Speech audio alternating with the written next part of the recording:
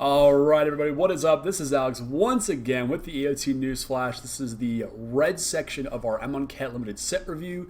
We've already done the white, the blue, and the black cards so far. Go check this out over on YouTube. I've got full videos of all of those. We'll have the rest of the set, the green, the gold, the artifacts, and the lands. By hopefully tomorrow night, in time for your pre-release events that start this weekend, and also the draft will be firing soon. Wanted to give you guys a leg up on the competition. So here we are, all 269 cards plus the invocations, which I'll go over. There's only 2 in red, and only one's really worth it. But yeah, so we're just going to kick things right off. If you haven't seen one of these set reviews before, we go on a 4-point scale plus 2 extras for sideboard and builder army cards. I'll explain those when we get to them. The 1s are the cards you will never play just because they are utter crap. 2s are your filler, your generic spells and creatures, the bulk of your deck usually in limited environments. 3s are your premium creatures and removal, and 4s are the absolute bombs that just put you so far ahead of the game that it's almost impossible to lose when you resolve them. S is for sideboard, cards you bring in only when necessary, and B are the builder enemy cards that typically take an entire archetype to be at their most effective. Typically you'll see these more in draft than you will in limited because it is typically a bit harder to put together a cohesive archetype with just 6 packs of cards. So a little less effective in there, but draft they actually come through a lot better. So kick things right off with Amonkhet. Right. Amonkhet Crasher. 2 in a red for a 3/2 with haste, Minotaur Warrior at uncommon. You may exert Amonkhet Crasher as it attacks. When you do, target creature can't block this turn. Special note on exert. You cannot say after you attacked, oh, I'm exerting it now. As it attacks. So as soon as you turn it sideways, you're saying, I'm attacking. Declaring an attack with Amonkhet. I'm attacking with Amonkhet Crasher, and I'm going to exert it as well. That is a declared trigger. Otherwise, you miss it as soon as you pass priority for your opponent to declare blockers. So that's important. This guy's pretty solid for a 3-mana guy. This is a solid 2.5 for me, especially in an aggressive red deck, to just already get a blocker out of the way and just continuously follow up with that. Not bad at all. And 3/2 stats, like, that's going to rumble pretty well, well into the mid-game, I think. So, really powerful card, 2.5 for me. Next, we have Battlefield Scavenger, 1 in a red for a 2/2 Jekyll Rogue at uncommon. It's getting harder and harder, at least on these images I'm looking at, to tell the commons and uncommons apart. Maybe that's just me, I don't know. But if this is a 2/2 Jekyll Rogue at uncommon, you may exert Battlefield Scavenger as it attacks. Whenever you exert a creature, any creature, you may discard a card. If you do, draw a card. That's insane. If you're playing this hyper aggressive, I guess it's gonna be like a red-white exert deck possibly, to just turn them all sideways and say, I'm exerting all of them. Put the triggers on the stack, get their bonuses. I'm gonna discard and draw several times. This card is absolutely bonkers in the right deck. The body's a little bit weak, but that's okay. In an aggressive red shell, it's where it wants to be. 2.5 for me. Awesome card. Blazing Volley. 1 red mana for a sorcery at common that deals a damage to each creature your opponent controls. This is surprisingly powerful in older formats when X1s actually, kind of dominate the board. Could this see vintage play with, Mentor being on the rise like it is? I don't know. I'll let, Josh McCurley handle that question there. The answer's probably no, but it's fun to think about. If there are a bunch of X1s in your way, I say, board this in possibly. But as it stands, it's just a 2. It's really not great filler. I can see it being used to possibly clean up some creatures post-combat after they made their blocks. Other than that, I'm not impressed. It shoots down a couple of different kinds of tokens in the set, but other than that, I'm not really all that high on it. It's barely just above unplayable. Next we have is Bloodlust Inciter. It's a 1 red for a human warrior 1/1 at common. Tap, and give target creature haste until the end of turn. That's scary. This can mean that on turn 1 and every single creature henceforth. Haste, haste, haste. That's crazy. I think this thing should be uncommon for some reason, but whatever. This is a 2.25 for me. If the body was any bigger, I get that it can't be because of how powerful that effect is. Haste is really good and limited, especially in drafts. This guy's really, really cool, I think. 2.25 for me, just because that body isn't great. Moving on to our next section of red cards. We have the Blood Rage Brawler. 1 in a red for a 4/3 Minotaur Warrior. That was a cat. When it enters the battlefield, discard a card. Done. Turn 3, I'm attacking with a 4/3. Yeah. 2.25 for this card's nuts. Good, solid red commons that just... Oh God, this card's crazy, man. 2.5. Next we have is Brute Strength. I think this is the Blood Rage Brawler carrying a giant column over his head. It's like, hey honey, look what I brought home. 1 in a red instant, target creature gets +3/+1 and gains trample until the end of turn. This is classic red pump spell territory we're dealing with here. It's a bit of evasion with the trample. If the problem kind of being that the creatures that are blocking or getting blocked by this typically don't have the toughness to survive, even with the 1+ the 1 extra point of toughness. So really, it is just a removal spell in red for your smaller aggressive creatures, which is fine, you know. Cards like this are great combat tricks to act as removal in red. 2.25 for me, really good above average filler in that case. We've seen this effect a million times before, and we'll see it a million times again. Next we have By Force, X in a red sorcery, destroy X target artifacts. Sideboard this only, there are only 14 artifacts in the entire set, and really none of them are worth blowing up, or playing for that matter, except for the Pyramid and the Oracles thing. But we'll get to those. Yeah, it's what it is. You know, people are saying, you know, is it better than Shattering Spree in Modern? I don't know. You had to pay 2 mana to get 1 artifact destroyed, and Shattering Spree is just 1, and then a Replicate gets you another artifact, but it's base red primarily, but I don't know here. I've had some arguments on this online, but I don't see it. I'd rather just Shattering Spree, or Shutterstorm. Why not destroy all of them? So sideboard this one primarily. I probably won't leave the sideboard for you though. Next we have Cartouche's Zeal. This is a 1 red Aura Cartouche. Enchants a creature you control, and when it enters the battlefield, target creature can't block this turn, and gives the enchanted creature +1/+1 and haste. Being a 1-drop makes this thing pretty scary, so if when it puts down like an early blocker and you just want to get past it, nailed right through them. I like all the cartouches, especially with the trials that we get to see. They're all playable in their respective colors, I think. Some of them more so than others. I think this is one of the weaker ones personally. I like the black. The black one's all right. I like the white and the blue ones a lot better just because, you know, they create extra creatures or draw you cards. But as it goes, in an aggressive red deck and draft, I can see this being a lot better. But as it sits right here, 2.25 for me, just because it's not great, but it's pretty decent filler, and it gives you some bonus effects there. So not bad. Moving on to our next set of red cards, we've got Combat Celebrant. Again, there's that. It looks kind of goldish, that mythic symbol right there. Maybe that's just me. I don't know. Combat Celebrant is a 2 in a red human warrior for a 4/1. If Combat Celebrant, this is a walled text here, hasn't been exerted this turn, you may exert it as it attacks. When you do, untap all the creatures you control after this phase. There is an additional combat phase. That's scary. We have not seen an effect like this, and it's funny because there's an invocation with this exact same effect, and it's a lot more expensive. Usually effects like this are on dragons, and they cost upwards of 6-7 mana in some case. Hellkite Charger, for instance, comes to mind from, I believe that was Zendikar Block. I could be wrong on that. But this is a super cheap effect, and if your opponent is not ready for it, it comes down, and the turn it can attack, it could just utterly win the game on the spot for you. 4/1's a little bit weak, so as it is, I'm giving this guy a 2.75. He's almost a 3, but that 1 toughness really hurts him.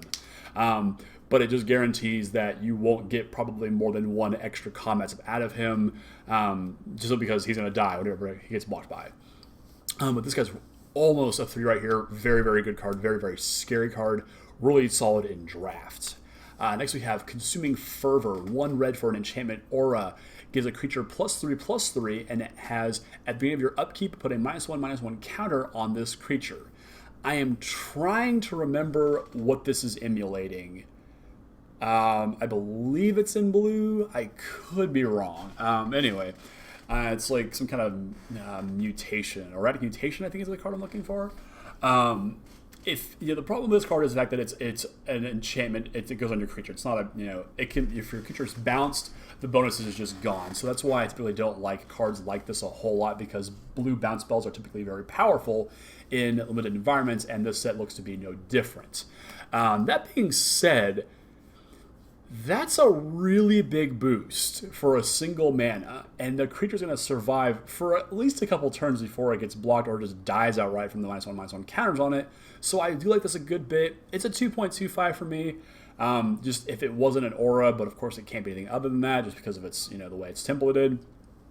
This is a decent piece of filler if you're an aggressive red deck that doesn't mind losing a creature eventually. Next we have Deem Worthy, 4 red instant. I don't quite understand the naming on this. Like, I guess because you're worthy, you get hit with 7 damage to the face. Whatever. But this deals 7 damage to target creature at instant speed for 4 red, and you can cycle it for 3 red. Discard the card, draw a card, and when you cycle it, you may have it deal 2 damage to target creature. So that begs the question: is 5 mana worth 7 damage to a creature? And that will kill, I do believe, everything in this set aside from the gods. I don't think there's anything that has more toughness than that. I'm fairly confident in that statement. There may be a green creature that I'm forgetting that can survive that. A quick cursory glance tells me... Nope. Yep, not a single card. So, oh wait, it barely kills Greater Sandworm. There you go. Man, that's a big old common right there. We'll get to the green cards tomorrow though. Yeah, so this literally will kill everything in this set. I'm just again, quick glance again. Yeah, it kills everything in the set. Yeah, nothing survives except for the gods. So that's kind of cool. If you need to kill something really big, that's the way to do it. So certainly not a bad card here. I gave this one a 2.5 just because 5 damage to pretty much kill anything is pretty great. It can't go to the face because that's kind of unfair at instant speed. But 2.5 for me, kill anything, pretty solid. Next we have Desert Cerodon. I don't know what a Cerodon is, but it's a 5. It's a 5 and a red for 6 mana altogether. 6/4 beast with cycling. It's generic. Art's kind of cool. It's really big apparently. Yeah. Moving on. We have Electrify. This is a 3 red instant that deals 4 damage to target creature. This is removal right here in red. Electrify feels a little bit underwhelming, like Electro Bolt. I don't know. Electrify just doesn't sound all that 4 damage. It sounds kind of like a shock, if you will.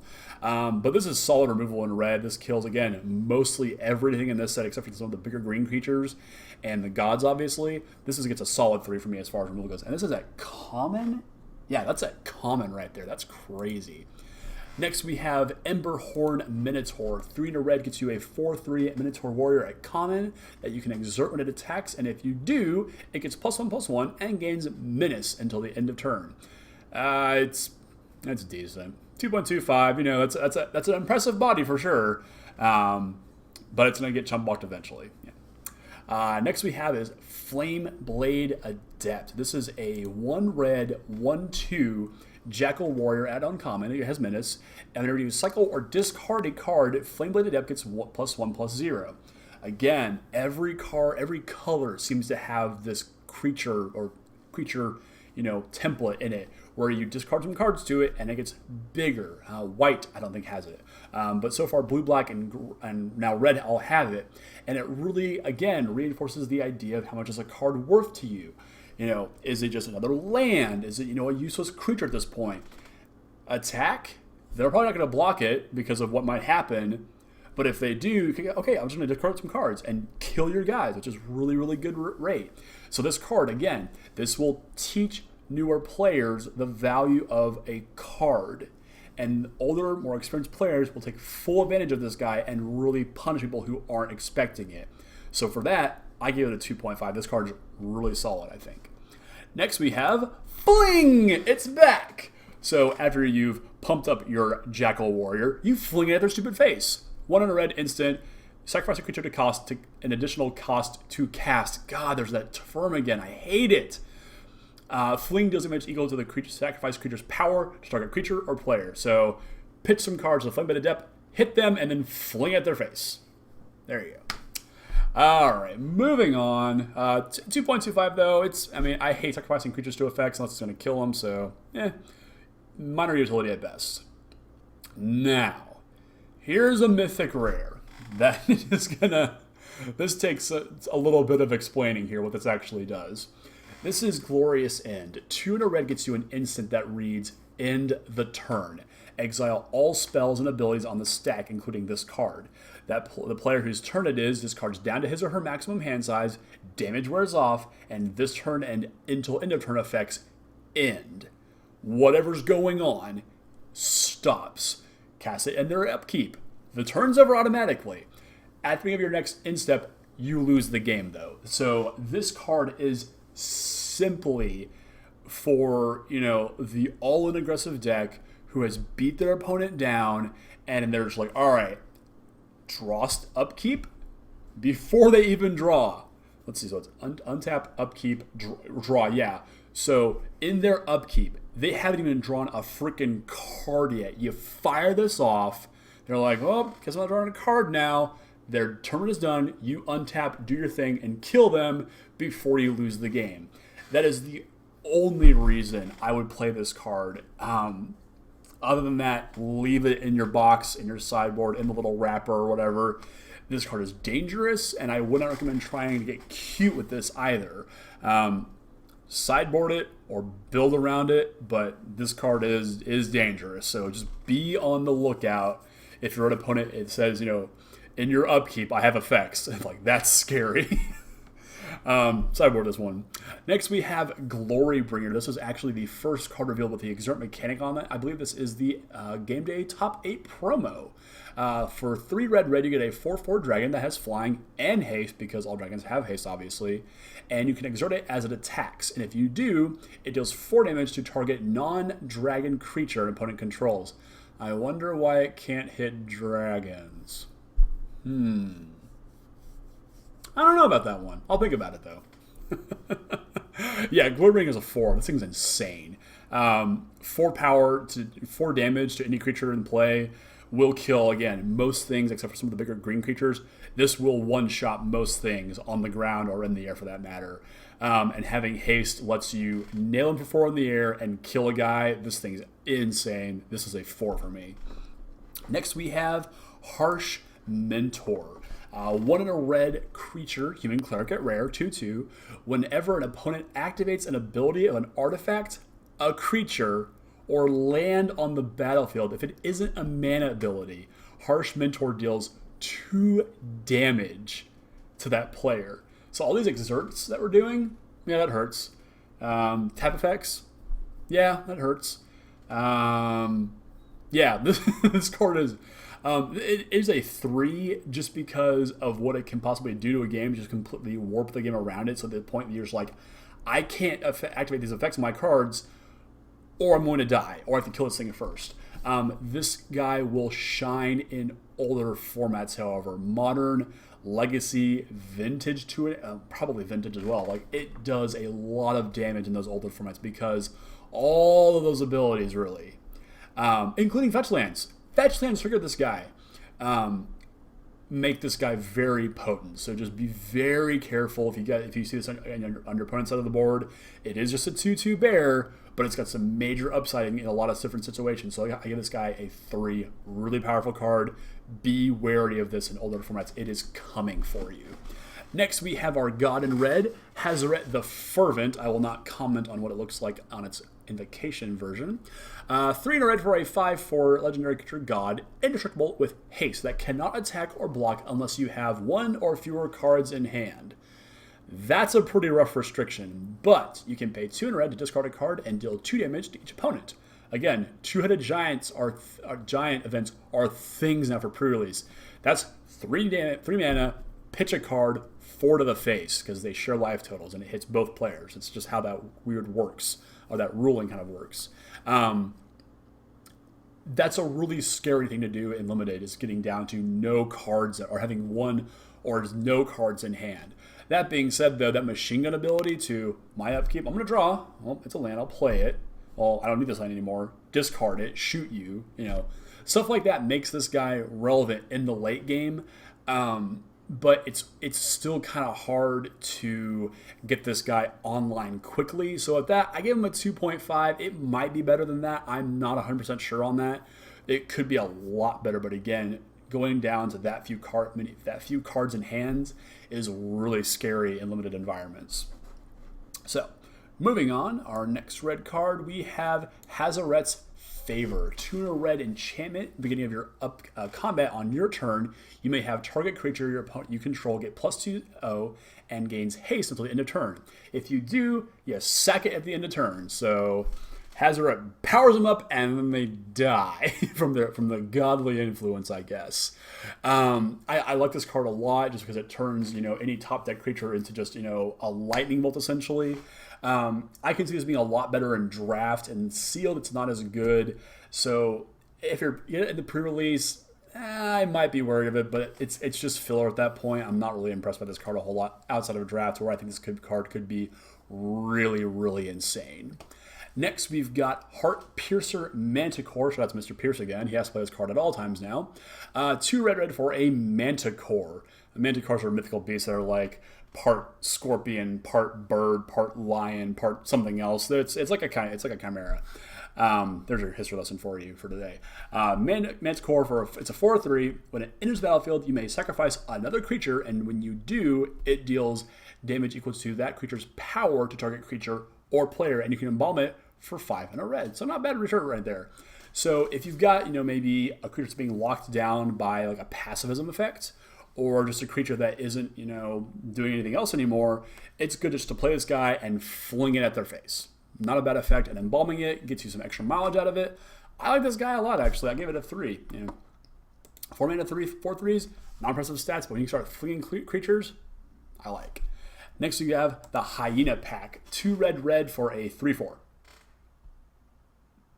Yep. That's a 2.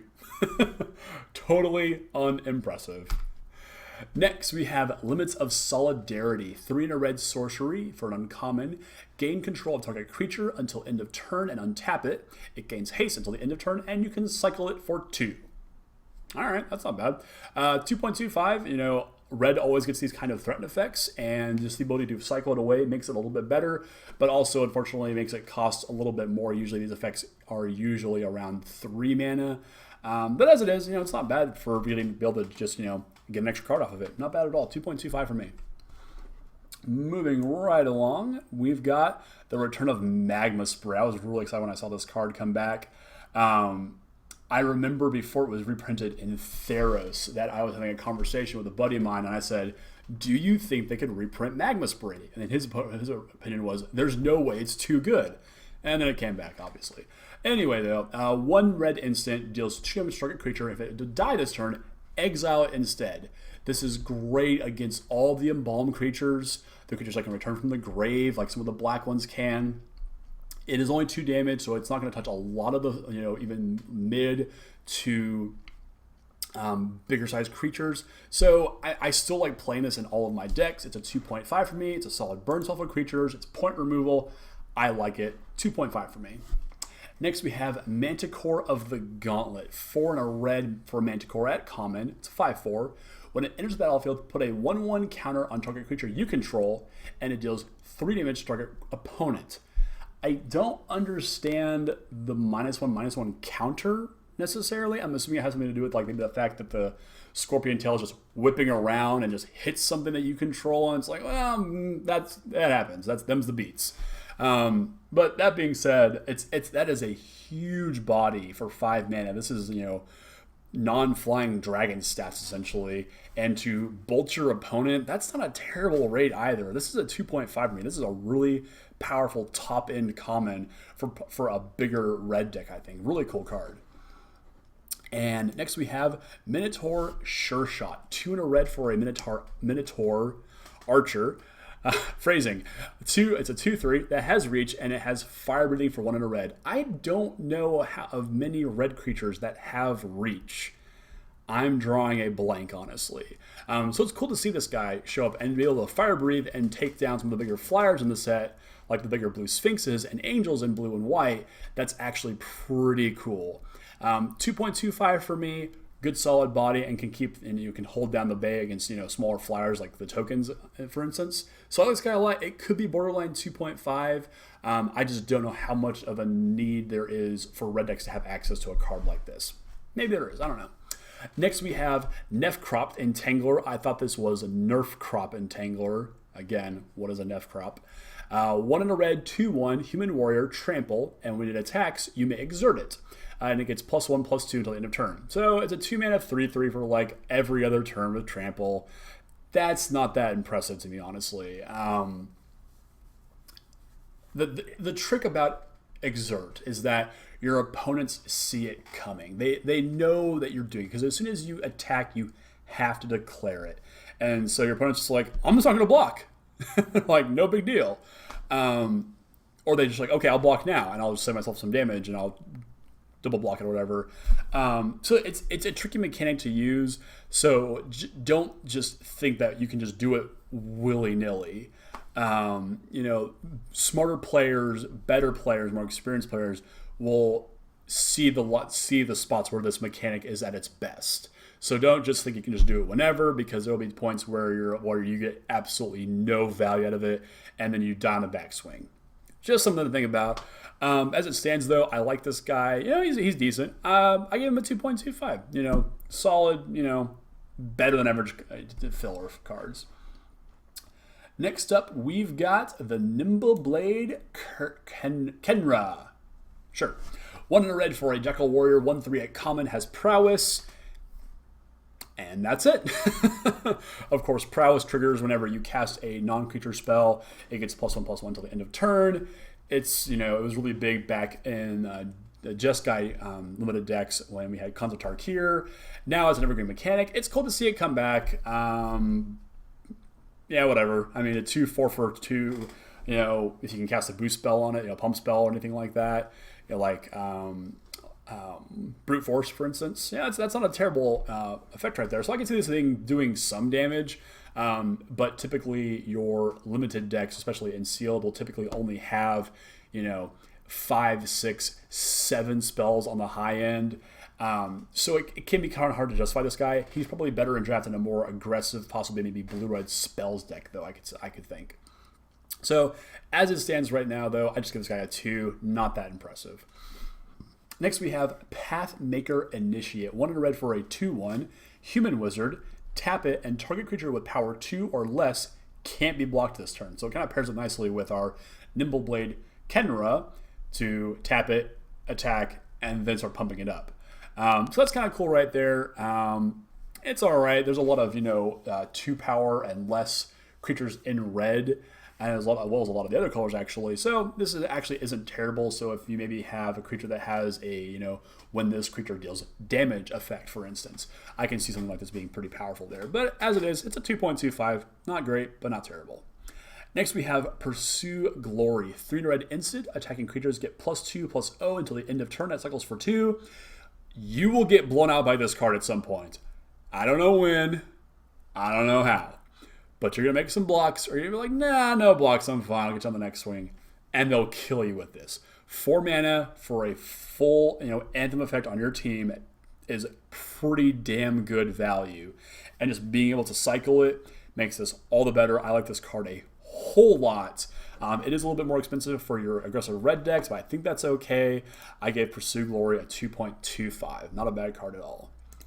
Next, we have the Soul Scar Mage. A single red mana gets you a rare human wizard. It's a 1/2 with prowess again.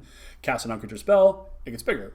If a source you control would deal non-combat damage to a creature and an opponent controls, put that many -1/-1 counters on that creature instead. So this is up there with Stigma Lasher. There we go. As far as red creatures that actually have this kind of ability. If there were more, like obviously there are good burn spells like Electrify and Demorph. They are both pretty solid burn spells, but those will kill most things outright. So I can't, maybe if you're doing something like Blazing Volley, to hit all of your opponent's creatures, and this can shrink them all to one. I can see that being somewhat decent. But this guy's so small on his own that I can't imagine the effect being all that great. But being a 1/2 with prowess to get bigger when you're casting out creature spells, obviously, and that kind of really unique effect, I do think this guy has some place in the format, whether it's limited or sealed or draft. So I like this guy a little bit. He's a 2.25 for me, but I'm not that impressed by him, honestly. Moving right along, we have Sweltering Suns. This is our red super for the set, and I like this card a lot. It's a one red sorcery at rare that deals 3 damage to each creature and cycles for 3? Ah, it sucks. Cycles for 3. This is still a really good sweeper. I like this a lot. It is definitely a 3 in my book.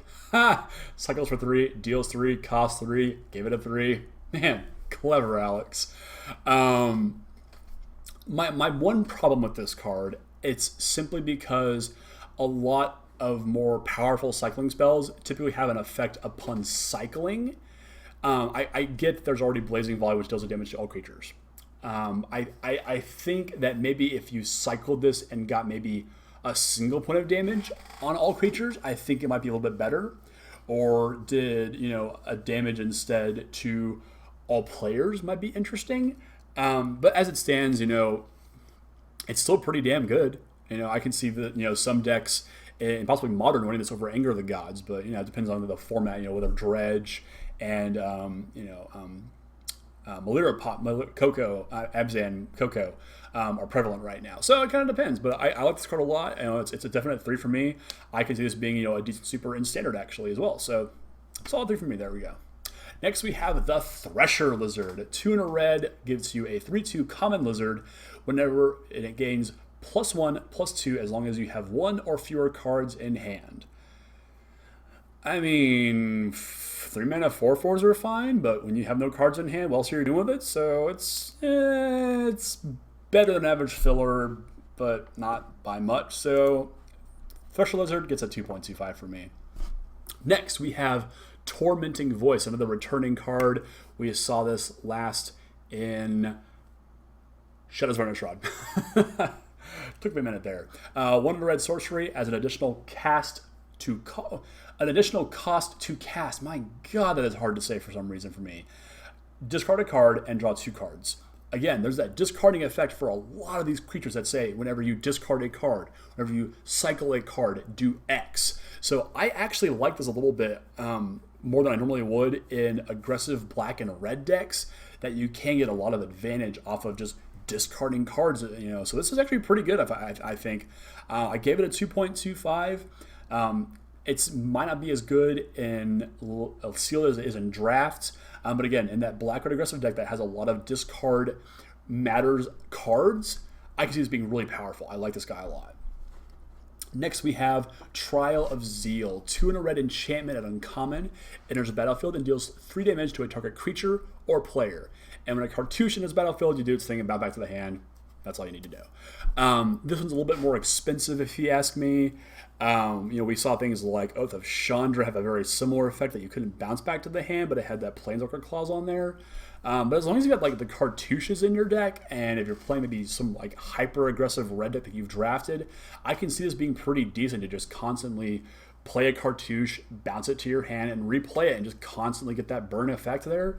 It's not terrible. Again, I'm glad after seeing these trials and a lot of the cards that have particular into the battlefield effects that we did not get an Astral Slide effect in this set. That card would have been too good, and it is too good for that matter. So Trial of Zeal, though, 2.5. I do like just straight burn to the face, and any extra value that you can get off playing the cartouches, that's just gravy for you right there. Moving right along to our last 4 regular red cards, we have True Heart Twins. 4 in a red, uncommon Jackal Warrior, 4/4. You may exert it as it attacks. Whenever you exert a creature, creatures you control get +1/+0 until the end of turn. Again, it's like the Jackal guy who lets you draw cards. This is every creature that you exert gives all creatures a bonus. This is scary. Like, it needs to be 5 mana. It's at the top end of your red decks. But this is really, really powerful here. I gave this thing, I almost ran out of space down here. Let's see, 2.25 actually. But if it's in the right deck and you have the ability to exert a lot of cards, in a single attack, you're going to put some damage through or just clear out their board.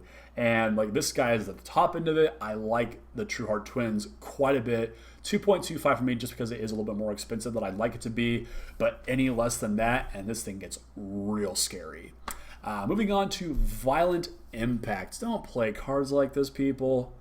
Don't think, oh my god, I'm gonna blow up your land. It's not doing anything. I'm gonna destroy your artifact. There's no artifacts worth playing in this set. Oh, it's like, no, don't cycle this. Leaving the sideboard. I cannot count the number of times that I've had my lands blown up and limited. They're like, oh, I got you. I'm like, yeah, I had 7 other islands in play. What was the point of that? Yeah, I just don't touch cards like this. Like, they have to put this card in every set, I guess. Just ignore it. Just ignore it. Next we have Warfire Javelineer. 3 in a red for a 2/3 Minotaur Warrior, uncommon.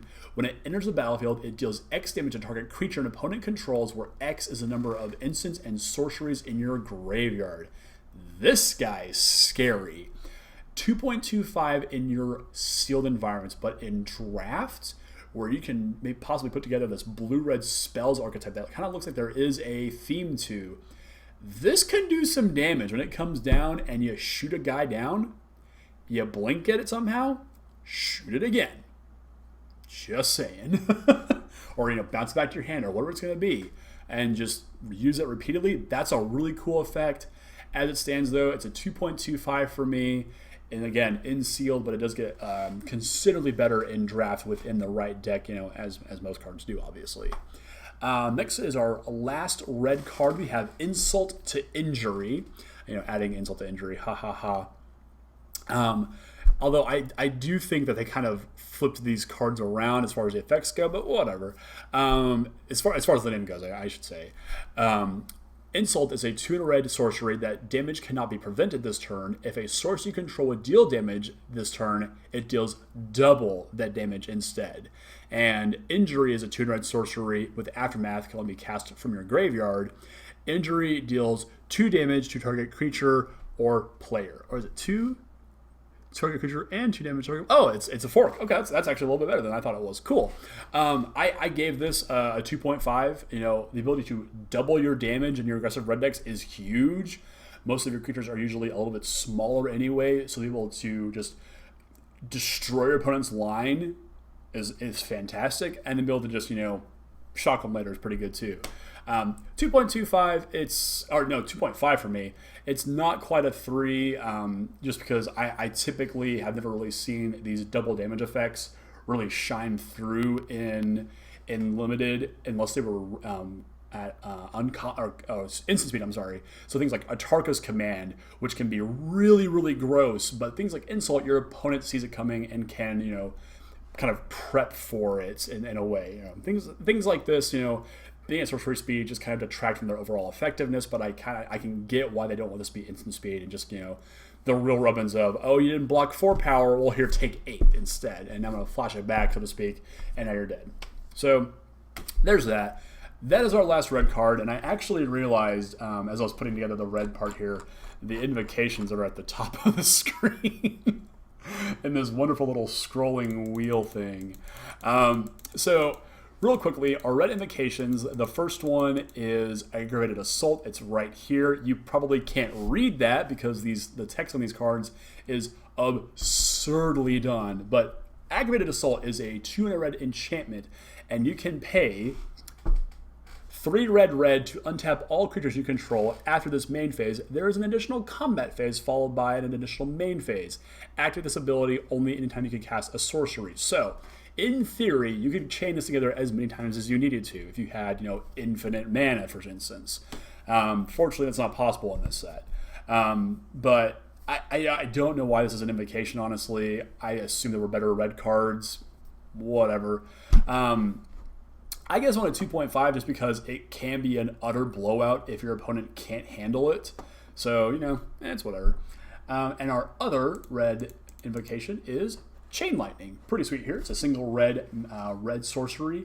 Chain Lightning deals 3 damage to target creature or player. Then, and this is important, I've never actually seen this happen on camera or anywhere for that matter, that player or that creature's controller may pay red.